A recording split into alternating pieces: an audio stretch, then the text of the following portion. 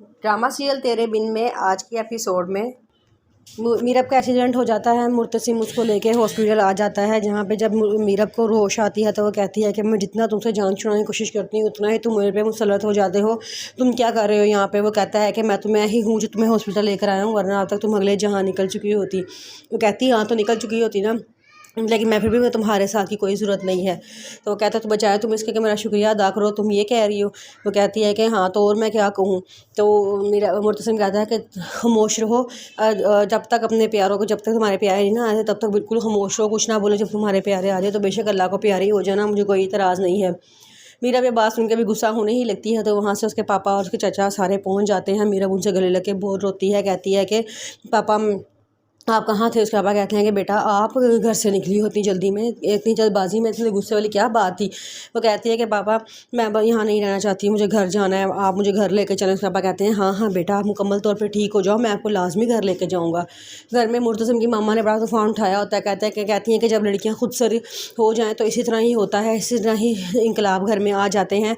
उसको चाहिए था कि इतना मैं गुस्से पर काबू रखती, लेकिन वो तो बहुत खुद सर लड़की है, आपने ज़रा भी उसकी अच्छी तरबियत नहीं की। उसकी मामा कहती हैं कि शुक्र है उसकी जान तो बच गई है। तो वही उसकी मुर्तसिम की मम्मा कहती हैं हाँ वाकई ये शुक्र अदा करो कि जान बच गई है, वरना उसने तो कोई कसर नहीं छोड़ी थी। पीछे हया खड़ी होती है, वो अपने कज़न के कान में कहती है अल्लाह करे बच्चे ही ना जिंदा वापस ही ना आए घर में, वहीं से ही मर जाए।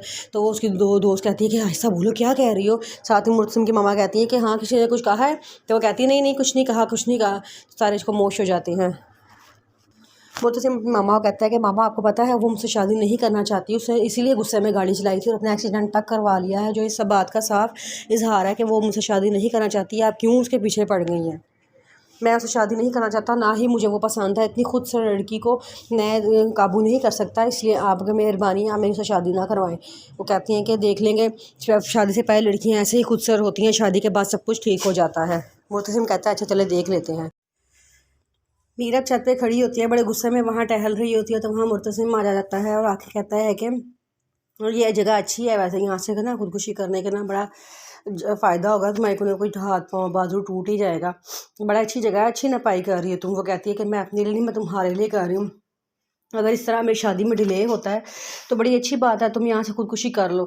तो वो गुस्से में मुर्तसिम में सुन के बाद अंदर चला जाता है। तो मीरा को बड़ा गुस्सा आता है, वो न्यापा के पास जाती है और कहती है कि पापा घर चले, मुझे यहाँ पे नहीं रहना। उसके पापा कहते हैं कि बेटा हम घर नहीं जा सकते। वो कहती है कि मैंने कह दिया ना घर चले, मुझे यहाँ पे नहीं रहना। तो उसके पापा कहते हैं कि बेटा मैं तुमसे एक बात करना चाहता हूँ। कहती है क्या? तो कहती है अबू मैं आपसे बात करूँ, आप मेरी बात क्यों नहीं सुन रहे? साथ ही उसकी भी अम्मा जो होती हैं वो डांट दी, कहती है तुम किस तरह बात करती हो, तुम से बात करने की कोई तमीज़ नहीं है। तो कहती है कि आंटी मैं आपसे बात नहीं करना चाह रही, मैं अपने पापा से बात करूँ, मुझे अपने पापा से बात करने दें। मैंने आपस कह दिया पापा जी घर चले, आप सुन क्यों नहीं रहे मेरे बात? अब मैं घर चले, मुझे यहाँ नहीं रहना। मुझे पापा कहते हैं कि बेटा क्योंकि मैं तुम्हारा बाप नहीं हूँ। वो कहती है क्या ये आप क्या कह रहे हैं? उसके पापा कहते हैं कि हाँ बेटा मैं बिल्कुल ठीक कह रहा हूँ, मैं तुम्हारा बाप नहीं हूँ। वो कहती है तो फिर कौन है मेरा बाप? अनवर कहता है कि मैं हूँ तुम्हारा बाप।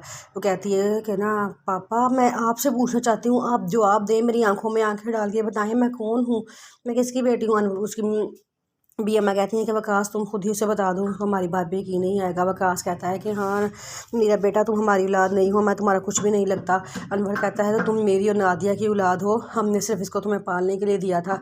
तो वकास कहता है कि हाँ मैंने सिर्फ तुम्हारी परवरिश की है, तुम्हें पैदा नहीं किया, इससे तुम हमारी औलाद नहीं हो।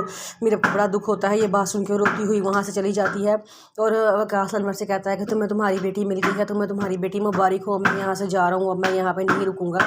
तो वो कहता है कि अच्छा ठीक है तुम जाओ यहाँ से। ये सारी बातें अभी सुन रही होती है, वो बड़ा खुश होती है, वो फटाफट वहाँ से भागती है कि मैं जाकर ये सारी बात सबको बताती हूँ।